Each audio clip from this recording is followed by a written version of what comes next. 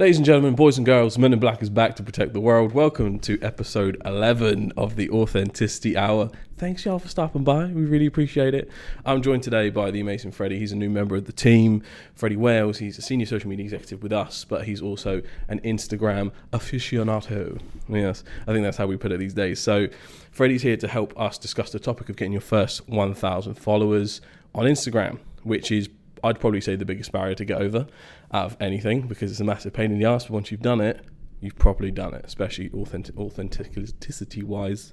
God, it's hard saying it. So welcome to the show, Freddie. Thanks for stopping by, and you've got a wealth of experience that let's dive into now. So tell me a bit about yourself. Yeah, no worries. So just going back to your point, I definitely think, when you're trying to hit the first 1,000 followers, it can seem like a massive mountain, but once you cross that, I think definitely that, you almost sort to, it runs itself, basically.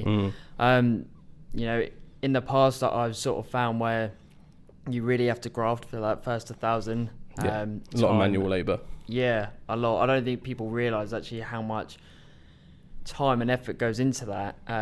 But once you hit that milestone, it's massive. Absolutely. And we're kind of here to elaborate more on the exact process it takes to get to 1,000 followers, right? Because a lot of the times people say they kind of brush over the subject in a lot of content, because there's often not many times you can cover the entire topic properly, especially the ins and outs and the nuances. And if you actually did, most of the time, a lot of businesses would be like, that's too much work to even bother with, so they let it happen eventually and gradually. It does depend on your growth targets, where your audience is, how you're trying to sell to them, interact with them, all that kind of stuff. And depending on what your business is allowed to post, that could accelerate it or stunt it as well, especially if you have strict brand guidelines. That can be a bit of a pain, as we know, but you can work in the parameters that you've got. So when we think about the first step in which we can actually start to compartmentalize and look at how we grow Instagram as a singular entity for a business, where would you start in terms of that? So just going back to what you said, where, some brands are more tighter than others, but what everyone can do is be consistent. So yes, whether you're just posting graphics or videos or anything, whether you've got complete control of the creative side or not, everyone can post at least once a day. Ideally, the working week 5 times, and then over time, the algorithm starts to trust you, the platform starts to trust you, and you start to grow you as a more credible source in your niche. And I've had quite a few conversations with business owners, both large and small, and if they haven't done this type of thing already, they all look very shocked when you say you have to post every day. They'll be like, what do you mean? And I'm like, I suppose in our perspective, because all we do is churn out content every day. When we think of 20 pieces of content per month, it doesn't seem that much to us, because often, like on our personal, on the company Instagram, sometimes we post twice a day, and yeah, to us it doesn't seem that much because we're in this world all the time. But for most people, they used to post them once a week, twice a week, 3 times a week maximum, and when you come up with a 5 or 7, they just have an internal heart attack. So now they're like, how do we figure out how to make that process easier? And we're sure we'll dive into it in a minute, but I think it might be worth taking a stop before we jump into too many more tips to talk about how much Instagram has changed. And it changes so bloody rapidly that it's almost impossible to keep up with at times, especially with all the moves they're doing to duck and dive and keep up with TikTok, because they're seriously having to keep up with that. But for me, it's so much more about video, multimedia. I mean, the head of Instagram came in the other day, didn't he? He was just like, it's much more of a video sharing app and shopping and everything else, rather than what it used to be. And there's so many companies and individuals that still go, I can get by with pretty pictures. And it's like, you're wrong, son. You're up the creek with that paddle. If you only post a single image 3 times a week, your growth will be nada. So that's fairly interesting. So what would you think are the most notable changes people really need to be hot on? I think, just as you said, it's changing all the time. So you've got features such as guides. Obviously reels are massive, but even stuff like captions have changed. So this year people have almost, and brands have adapted like a mini blog underneath each under each post, so that obviously gives like context, personality. But there's all these things that people don't think about. Write a quick caption, put that up. As you said, they might just do it 3 times a week, so they're not actually that involved in the industry. Same as reels takes it's not a lot of effort, but you know, it's people when you got an idea, you got to execute it, you got to caption it. You know, people don't think like that, especially when you say, oh, they're just doing it 3 times. They're servicing their socials. They're keeping them going. They're keeping up with the Joneses. And that's been, well, most businesses' perspective, because they find it hard to justify return on investment on those free channels. Because unless you put an ungodly amount of work into them to get something out, it then doesn't happen. But when you actually do that, like we know from all creators, the reason we have to pay influencers in the first place, because they went through that process and have come out the back of it with a loyal audience that makes sure that they never have to actually spend money on ads ever. So I find that very interesting that the businesses with all the resources have to lean on others who had absolutely no resources in the beginning. And that's why our whole ethos as a business is to help businesses post like creators, to make them realize that you may be late to the party, but you have to start that process. Especially we all saw it post-pandemic world. The people cannot be asked to deal with corporate bullshit anymore, for lack of a better term. The meter for it, the capacity has run out. I think we all feel, even if we work in corporate, we don't have time for it outside of our day-to-day. If anything, that's like a double effect there. So yeah, you have to throw the rule book out the window, and it does help when you're looking at all the different ways you can post on Instagram. I think revisiting guides would be a good shout. So how would you classify guides to someone who doesn't know what Instagram guides are? So just say for example, like some of the accounts I follow, like sport, it's more like stuff you can do at home, or just educational or anything like that. But it's about just, for me, just exploring the tools. So as you said, Reels, the shopping aspect is massive now. I mean, I saw earlier on that Snapchat are launching a market and Twitter are going into it over the Christmas period. So, you know, it's incredible how everything's evolving. And when you're not in the industry or doing it on a day-to-day basis, you know, stuff can really get away from you. Yes. 100%. If you're in the world of e-commerce, by the way, keep tuned to Twitter and Snapchat and TikTok. Twitter are doing their first test of live shopping on the 28th of November, with Walmart doing it with Jason Derulo, weirdly enough. So he'll be doing a 30-minute QVC style special on Twitter live doing shopping. I don't know why they started with JD, but you know, whatever. They think they just probably went influencer and slapped anyone else who was there. He does have a very strong Twitter following, so that is probably where the statistics came from. But it's just what's the crossover between Jason Derulo fans and the Walmart shopper base? I mean, I think Walmart is technically our Asda, right? So a lot of people shop at Asda. It should match. So, but that's a headcanon without seeing probably some of the data that they saw and shared. But I just find it fascinating how everyone's getting into this space. And China are taking this so seriously. I mean, they kicked all this off, but live shopping for China is like an essential. I think I saw a stat the other day that someone did a live stream. One of the classic influencers over there on their version of TikTok, I can't remember the name, I think it's like Douyin or something. And literally, I think they sold £1.3 million worth of merch in like an hour stream. Like ungodly power on those things, and people like brands like Hype have been doing it really well on there, and the discounts you get by being in the moment, by catching those flash sales, really generate hype, interest, and give reasons for people to follow, even if it is just transactional. So I find that a bit fascinating. Yeah, and I totally agree, but it's almost every platform is trying to keep up with one another. You know, like TikTok came along, and then it's Reels, and then this platform's doing shopping, and then the other person's got. It's always a common denominator between someone doing something original, TikTok, and then everyone else going, oh, we should have done that. But, you know, I'm just a big TikTok fanboy at this point. If you want to send me an affiliate link, guys, feel free to. The show needs a sponsor. But yeah, let's revisit Instagram Guides. So what on earth is Instagram Guides? Mate, I don't really know. That's a great segue. So essentially, you know how on your Instagram feed, whatever you post just stays on the static feed like that. You can't really organize it. Instagram Guides gives you the ability to group things together, caption them, add extra details, and lets you collect pieces of content together. So let's say if you are a law firm and that law firm has multiple facets, it works across family law, divorce settlements, prenups. If they actually decided to give the extra details on stuff that they haven't had before, they can now group those contents into things that give people tips on how to do your first prenup or how to do this, stuff like that. So grouping that content together is good for your loyalists, because then you can actually organize stuff. So when I want to go onto a football fan page and I want to see stuff about Drogba, there is a Drogba guide. So I can just I can scroll through that and don't have to deal with everything else. So that is the glory of it, and it will be applicable to some brands and not others. But those who focus on educational content, it's a wonder for them to have, because it's an SEO perk as well as it is a organizational thing for your customers.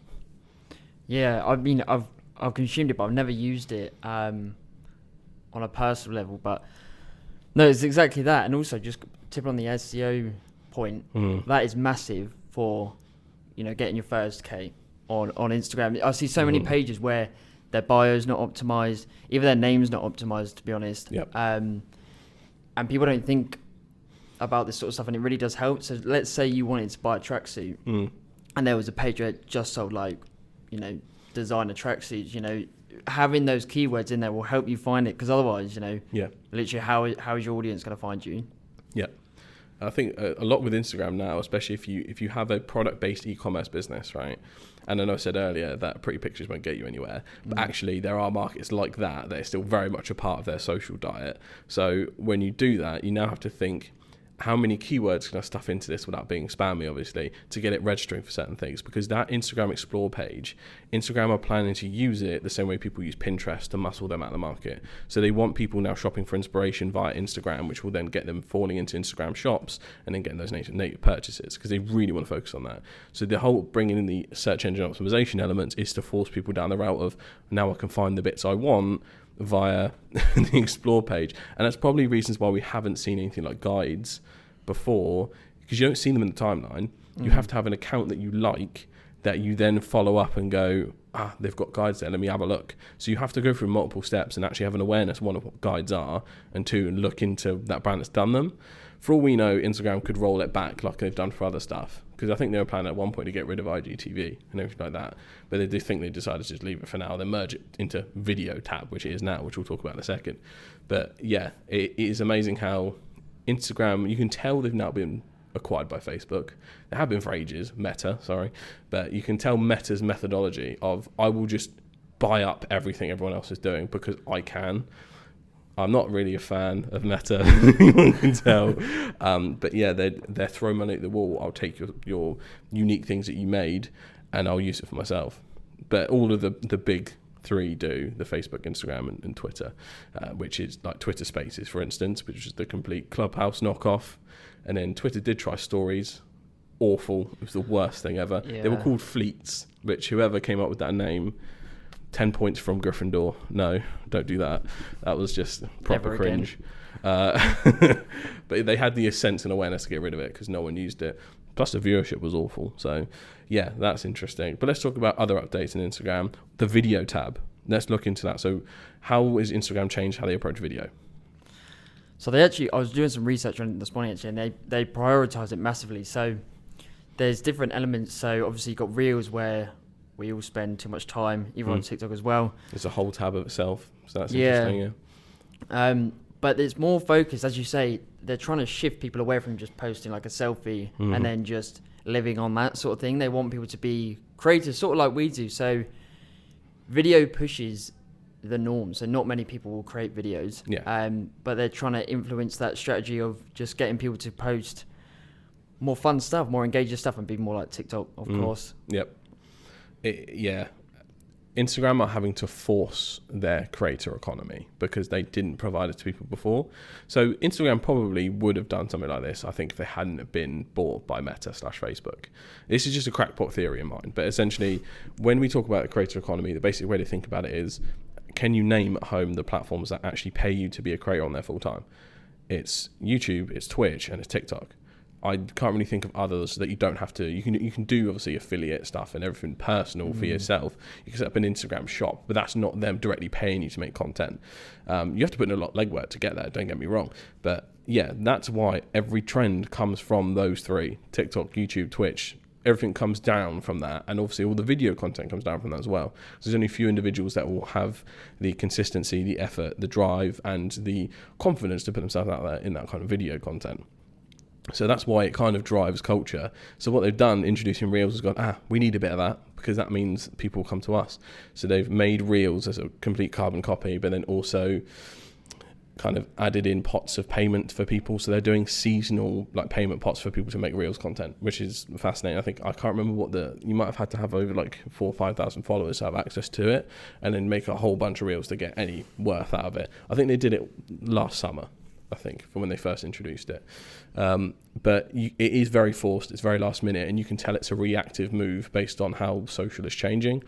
And you can see how it's used for obvious reasons. So if anyone opens up Reels at home, if you just scroll through it, is for us anyway, whenever I open an account as social media managers using it to get absolutely ungodly numbers, because that's one thing about Instagram. If you've got any video content of any kind, make sure it's vertical. It doesn't have to be in the beginning, but try and optimize it for it, and just put everything you've got under a minute on Reels, because it will be like your normal video views will be like, I don't know, a couple hundred, maybe 50, who knows. You put it on Reels, 3,000. It makes zero sense, and Instagram's never done anything like that before. They've never given people a way to grow easily, because you don't really hear people going viral on Instagram, do you? But you can on Reels, which is really, really fascinating. But it's being used because people know they can grow via it. So they're just kind of using it algorithmically instead of culturally. And that's where it differs massively from TikTok. And TikTok knows it as well. It just released a piece called Understanding Community Talks. And anyone that's used TikTok will understand that you've got different sides of it. Dog talk, marketing TikTok, I sell a course TikTok. So everyone has their own communities, but because it puts you over there, people are engaging and posting in those communities in a similar way. And Instagram has nothing like that. It has nowhere near the cultural capability of that, and that's what they're trying to replicate. It may come, for all I know, but I'm going to hazard a guess to say people are still basically just going to upload their TikToks on Reels, and that's mostly what we've seen. Yeah, but as you said, I've seen some Reels where they're nothing special, but they're getting absolute like trash. major views, and it's like. I was literally looking through inspiration yesterday. I've sent them at like 11 at night because I'm terrible. And everyone felt like, this is ass, terrible, boring. But it worked algorithmically. It's just playing to the tools that they've been given. So I can't knock them for it. But go over to TikTok, and the information is vastly more useful and better in general. So yeah, I don't know if I could see Instagram developing that community side, because like there is no community. It's paid for. Yeah, it's all just a bit forced, isn't it? Well, they're just trying to be TikTok, as you said. It's disingenuous. Yeah, no authenticity there. Oh, that's poignant, isn't it? Yeah, that's literally the name of the game these days. We can all sniff out a bit of corporateness from a mile off. We're like, it smells like a sales funnel. I don't want to be here. But that's the glory of TikTok, because they've really left people to their own devices there. They introduce things, obviously, to make money. They've got lots of great tools for advertisers. They throw out TikTok for Business. If anyone's not following them, they do loads of good stuff. There is a really good ebook, I think it was about a week or two ago, on how small businesses can start leveraging TikTok. And that was fascinating for me. I've got that on the computer. Anyone wants it, drop me a message. But you can find it on their page as well. We'll probably be breaking it down in future videos as well to help out, but already done a video on TikTok. You can find the description. TikTok is just leading the way with everything, and there's still so many business owners that aren't on board with it, mostly because it's such a cultural barrier to understand. If you don't have TikTok, the whole thing seems ludicrous. Or if you only used it once for an hour, then you get that standard For You page that just has all the weird wacky shit on it until you find what is you. And that's why people have this, load of bollocks, still for kids. And I'm like, surpassed 1 billion users. Early Q1 next year, they'll have 1.5 billion users based on projection. That puts them in solid top 3 territory. I think it's on par with Instagram right now, let alone anything else. So if anything, they're gunning after Facebook's Meta right now, which is ridiculous. So think of by the end of 2022 where they'll be. The growth makes no sense. But because it's so not everything we're used to, and they're purposely letting it fly. And I love it, because business owners will have to chuck out their existing rule books if they want a piece of the pie. Or you can just miss out, completely up to you. But, we all wish we could go back 10 years and get on YouTube at the right time. Yeah. TikTok is that last year. So start now, please, I beg you.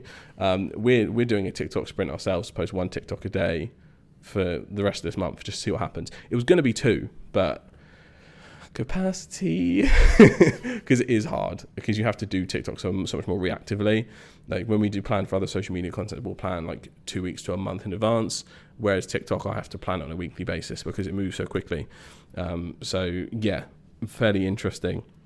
But back on the topic, because TikTok hijacks all of my podcasts, let's talk about other changes to Instagram. So we've covered guides, we've covered video. Other changes people need to be aware of. Are there any that spring to mind?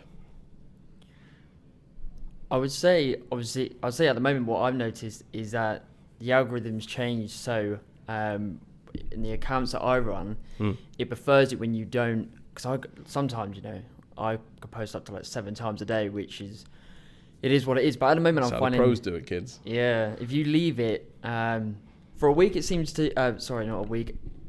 Just on a daily basis, it seems to favour. I mean, yesterday I only in 24 hours I posted once. I got 18 followers from it when I wouldn't normally get that. There's always that theory that as soon as you post, you're supposed to immediately close Instagram, so it pushes you through the algorithm because it wants you to come back and give you extra notifications. That's been confirmed nowhere, but I'd believe that.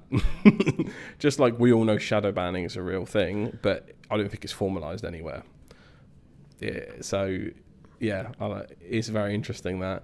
And did you manage to find out why that one post gained you 18 extra followers, or was it purely because of the fact that you think you posted the once and Instagram was like, come back, dear sir, come back? Yeah, so it was nothing, special. It was a quote post, but I do them all the time. But it was that same thing where I didn't go on it all day, and then when I went on it, X amount of likes, you got these followers. I do think it's a factor, and I'd love to know more about how the algorithm. Obviously, it changes all the time, but those ones that aren't formalized, shadow ban it. Everyone knows it happens. Yeah, everyone knows. Right. So we had a little break, and we're going to get back on topic because we're going to get derailed talking about automation and everything to do with protecting your account and all that jazz. So let's get back onto the next topic of other things that people can do to get to their first 1,000 followers. What is the next point you'd say to bring up is most important alongside the bits we talked about? So I think my number one go-to where, we recently did that workshop, no one in there was doing this, is engaging daily. You said you can upload, that's fine, but that's not enough, Yeah. I always say it's like painting the Mona Lisa, but you don't give out gallery tickets. And and that's exactly it. So spending 5 minutes before and 5 minutes after you post, engaging on relevant hashtags, other accounts will help drive engagement and also organic traffic to your profile and your recent upload. It's not going to bring you overnight success. Not even a week will do it, but when it's done consistently, it will help grow your follower count, increase engagement, and overall just build momentum on the platform. Yeah, because I think it's definitely not enough emphasis put on it. And for business owners, again, it's something you're going to have to put aside as time for you or your staff to do, because it's vital for how you actually grow, especially if you're focused on growing a community, right? And it's not just a buzzword to you. I call it empty posting when you just do nothing but upload and then just expect people to come and you don't engage. I mean, don't get me wrong, I'm guilty of it myself. There's places where like I had to split my engagement time, so I focus so much more on LinkedIn that our Instagram following has suffered because I haven't actually put in the work to comment on stuff, leave insightful things, funny things, all that kind of stuff to bring people over to our part of the site. I mean, it's a weird one. It's a lot like physical networking or digital networking. It's just on a wider scale, really. And if you just go around leaving a couple of emojis on people's posts, that's not going to get you anywhere. You do have to take the extra mile to ask something, so you've read the content, add and contribute to something else, and actively put aside that, even if it's 15 minutes every day that you do it either in the morning, like 8:30, or if you're doing it in the evening, or if it's something you do on lunch, make sure that time is physically in your diary, otherwise you will not address it. And the importance of it can't be understated. But yeah, it's absolutely massive and not enough people do it, but I'm guilty of it myself. It is something you have to take seriously if Instagram is a big part of your social media diet. Definitely what you said as well, where you don't just jump on people's posts and put laughing faces and that sort of stuff, because get flagged as a bot if you keep doing that. Yeah, and it comes across spammy, and it's the same. It's exactly the same as when it's sales based. No one wants to see that, and people probably they'll disconnect from your brand. But not only that, they'll just get annoyed and they might block you or whatever. So leaving a comment where people can react to it and then just carry on a conversation, or go back with a question is definitely important. And then hopefully, they jump to your account and then do the same. And then, all these things add up. So you're more trusted by the platform. You're going to start to grow. Because, when you're over that 1,000 target, it can grow by itself. So you don't have to put as much effort in. I'd still engage, but you don't have to do, Yeah, it's a momentum thing, isn't it? If you have to get to 1,000 followers by pushing as much as humanly possible. You're pushing that stone up the hill. For me, once you hit 1,000, the hill just gets slightly less steep. So it's not that you will keep rolling. That once you get to a certain size, you do keep rolling regardless, as long as you keep consistently posting content that niche still wants. So but that's when you get into like the 10k 20k follower mark that you're getting that kind of privilege, and that privilege doesn't come unless you posted a whole bunch of times. Like if you ever look on someone's account who has 10,000 followers or 20,000 followers and don't pay attention to any other number apart from how many times they posted, I guarantee you it's at least over 1,500 to get to like 20k. And when you really think about that legwork wise, if you're only posting, this is why we're like 5 days a week as a minimum, because think about that, 20 posts a month for a year. So I'm bad at maths, so there's going to be around 100 and some, that's like, how far away is that from like 1,000, 1,500 or 2,000 posts for some people we've seen? And the only way you're accelerating that is by paid ad spend or going viral, or leveraging reels in the right way and have a really heavy reel strategy. But even then, followers and views don't always correlate to actions and followers. So even if you're getting 60k views a day, sometimes that doesn't always correlate to followers off the back of that. And Reels is obviously quite a new thing in the Instagram world anyway. So yes, the engagement can't be understated anymore. Use it all the time, but actively put the time in your diary and engage in ways. So you've mentioned searching hashtag within a niche you want to be found in. That's really important. Looking on the Explore tab to see if they've recommended you anything important that you can jump in on and actively type in on and engage in that community. Engage in your own community timeline, so just anything in that timeline that's probably going to be around about where you want to be anyway.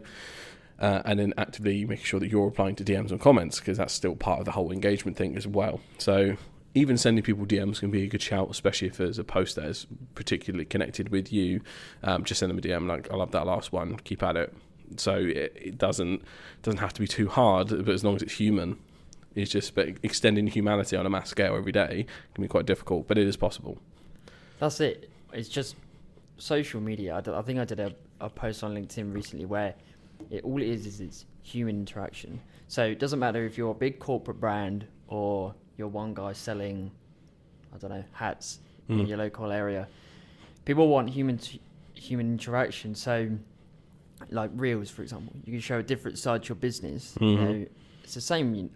I was going to go back to TikTok. I'm going to stop myself. I think it was Ryanair where they're just like killing the game on there. Duolingo also, absolute so mavericks.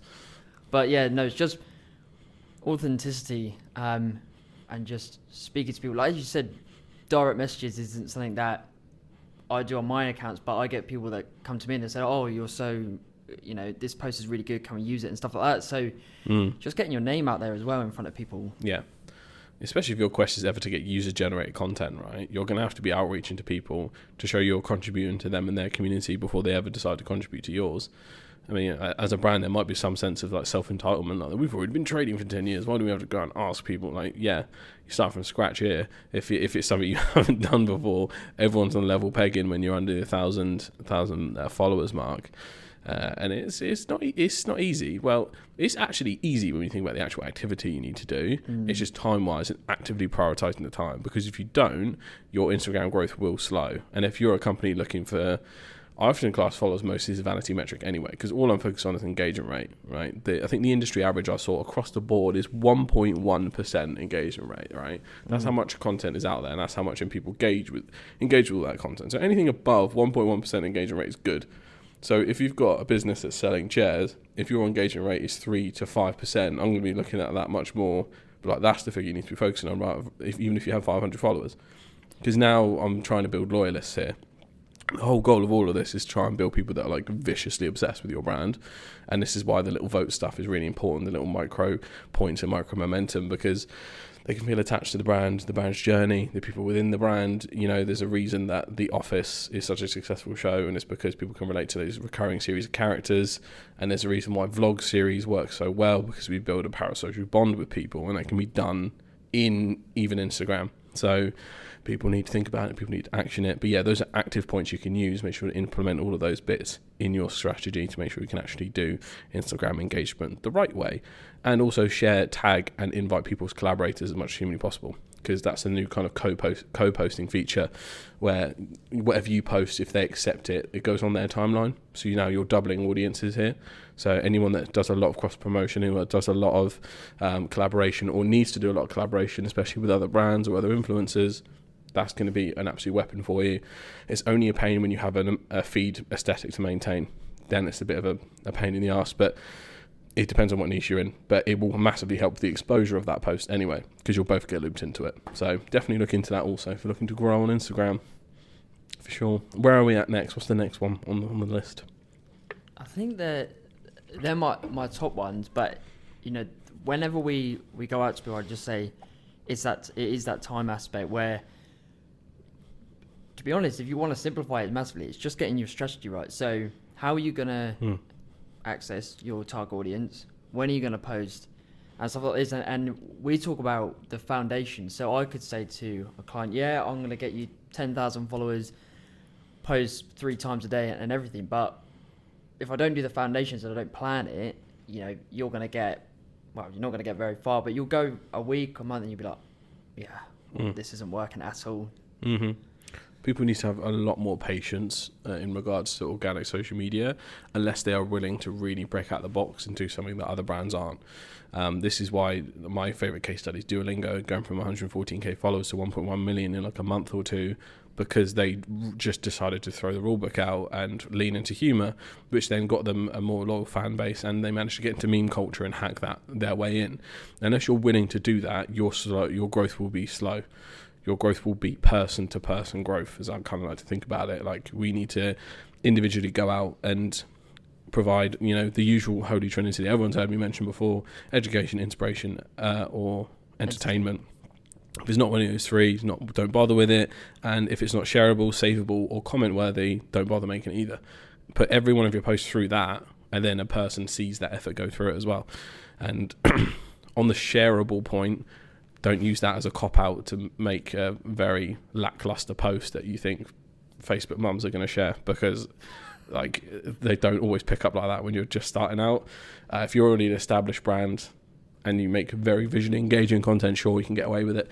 But be wary that shareable does not mean whack a quote, post up, done, jobs are good, and because it doesn't work like that. You have to put a lot of work in for your content to be shareable. And that sounds like a bit of a fluffy way around it and not an actual explanation, but I think everyone knows what I mean when I mean shareable. Mostly it falls under the banner of entertainment style stuff, for it to be funny to send over to someone else, or very insightful to the point where it's in someone's realm of thought. So yeah, lots of nuances there. I think one thing that people miss out as well is a lot of brands, they talk to their audience, not with them. Mm-hmm. So, including stuff like call to actions, comment below, share your thoughts.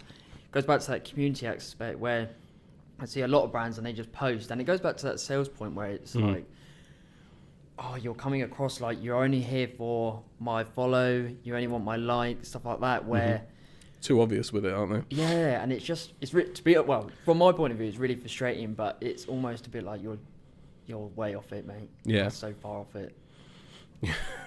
Yeah, and that's that corporate dissonance that it just exists. Like, everyone knows it, feels it, and they see it still every single day.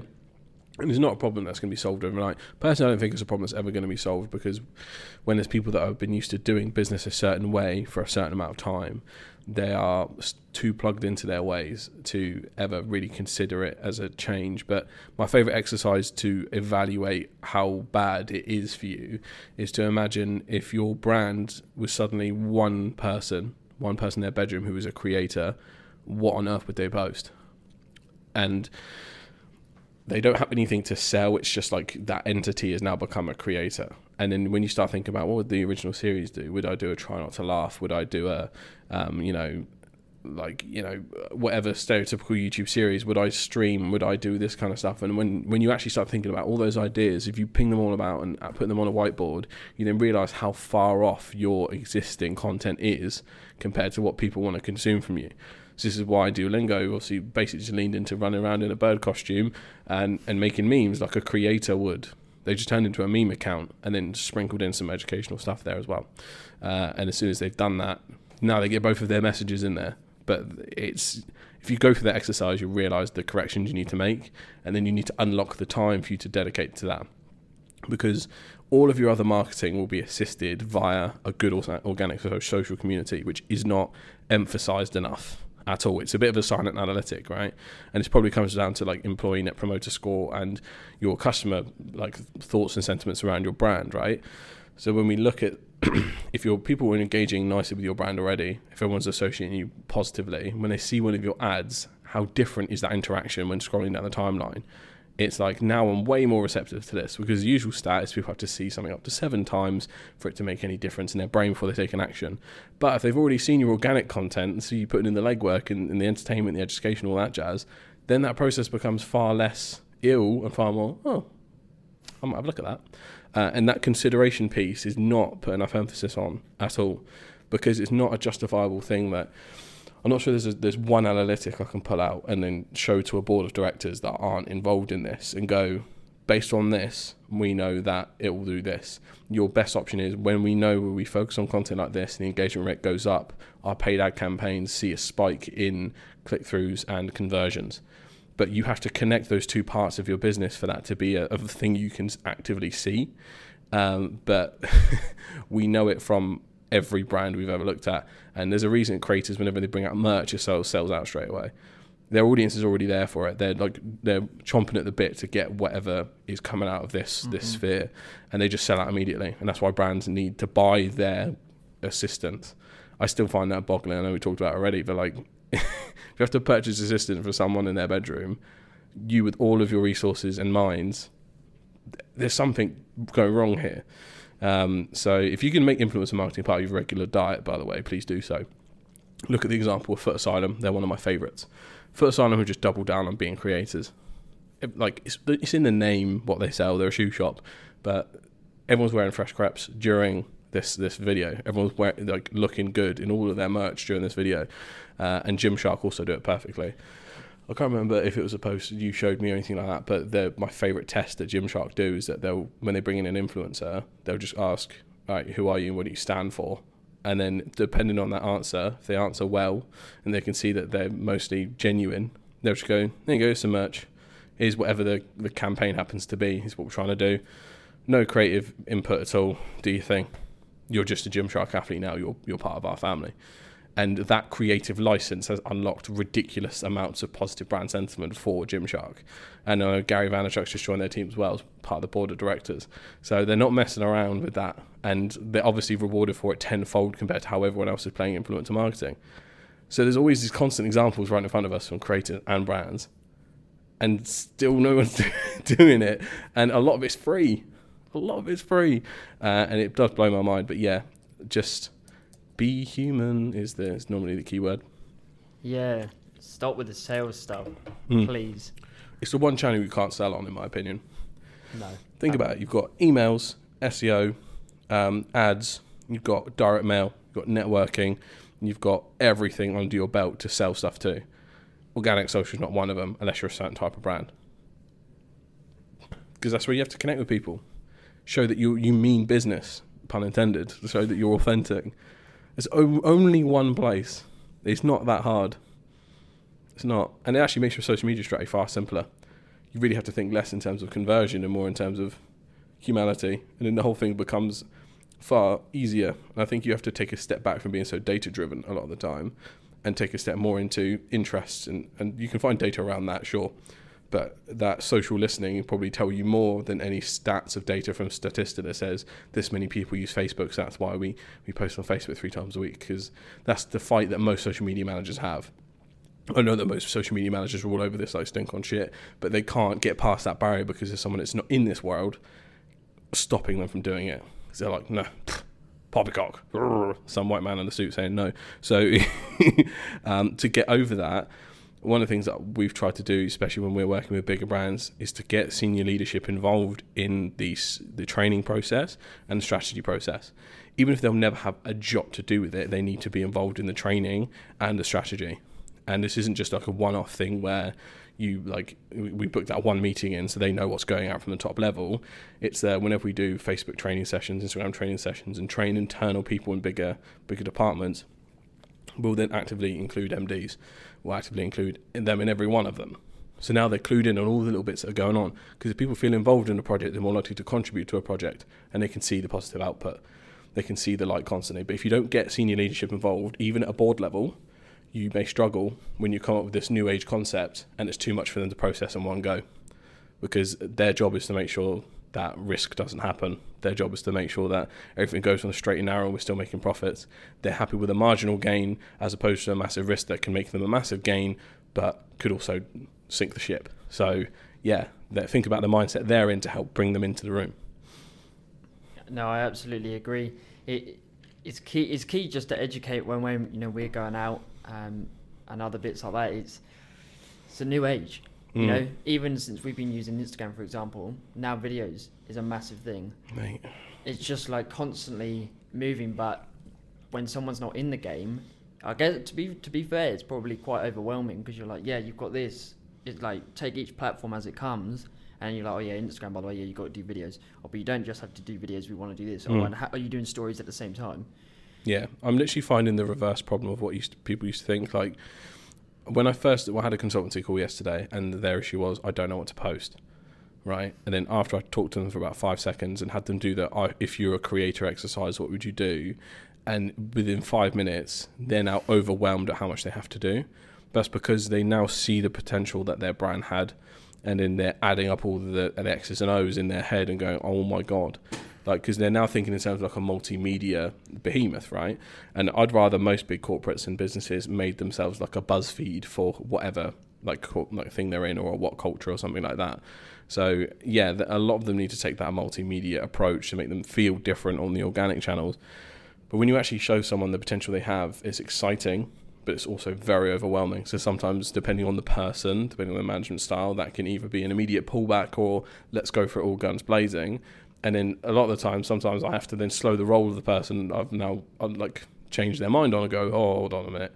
We've now got to kind of start at a certain place and level up. This is one of my favourite mediums is podcasting, because from us just sitting down and have a conversation that we booked in, now we can have loads of video content to work with, and that starts us making video content, as opposed to going do an original series on this. We're going to live stream, we're going to do a Shogun Reacts. Like, there's all this stuff is in my head that I know I want to do, but I have to bring it in stages and actually have an action plan to do that, to make it real for both audiences and internally as well.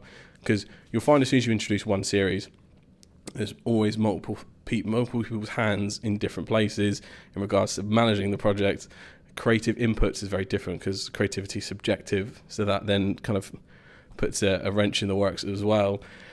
And then you have to find an agreed way to not only get the video content out in the full version, especially when we're talking about podcasts, but then how do you distribute the clips? Because you're never going to grow a podcast without getting the good moments from it.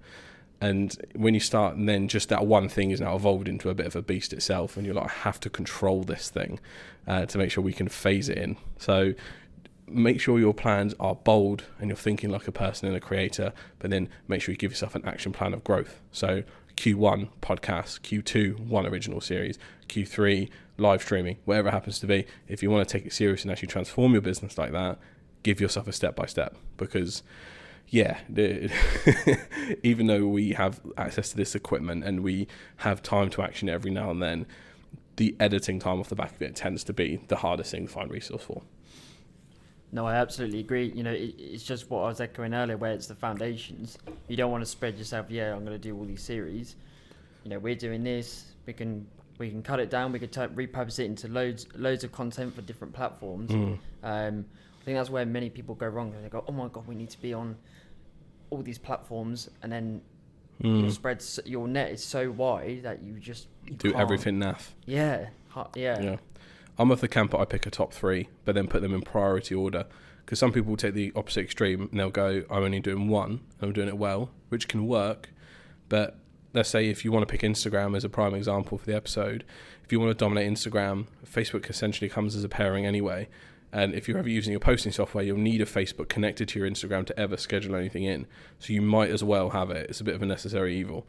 And if you're doing it at Facebook and Instagram, part of your Instagram strategy will most likely be Reels. So now you're like, you might as well bring TikTok into things and that'd be your top 3. And then when you start thinking of it like that, then you go, my priority to grow is Instagram, but I'll have the others open for when my priorities change. Because when we looked at when Facebook and Instagram went down, no one has ever, that's never happened before. And probably any business that's only on like those two probably absolutely wet themselves. We knew it was going to come back in some way, but we didn't know what really brought it down. It was all a bit of mystery, all a bit of a conspiracy. So you have to diversify where you are, but just don't do it to an extreme where you're hurting your own brand and your content. Yeah, there's nothing worse when you see brands and they're on every platform, but there's just nothing going out. I always feel it damages the reputation. So say, for example, Twitter's always used, well, it's normally used now for like, help. You can jump on there, or if I need to contact a brand, say like Eon Heat, go on there, speak to someone. But if I jumped on there and there was nothing going on in that platform, I don't know, to me it doesn't sit right. I just think, well, why are you on here?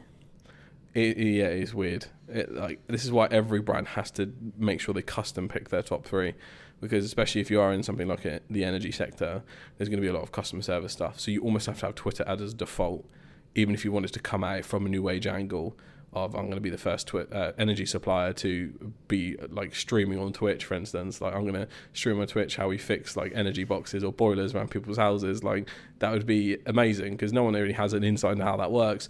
But yeah, it's still like, it's a great piece, but you need Twitter because people are going to be banging at your door like, my house is cold, so you need to figure out what's what and who's who.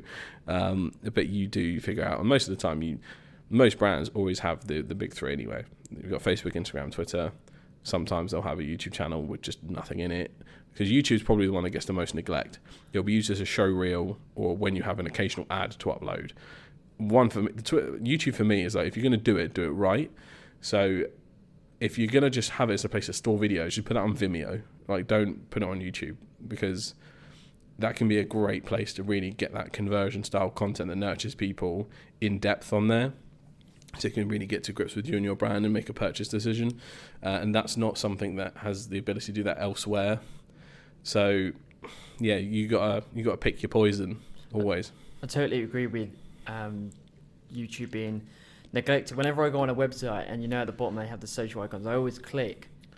Very rarely is someone posting regular content on YouTube. It's been done for a month and it's just been left, which again I just think it's hard work, because again, long form video content is really hard.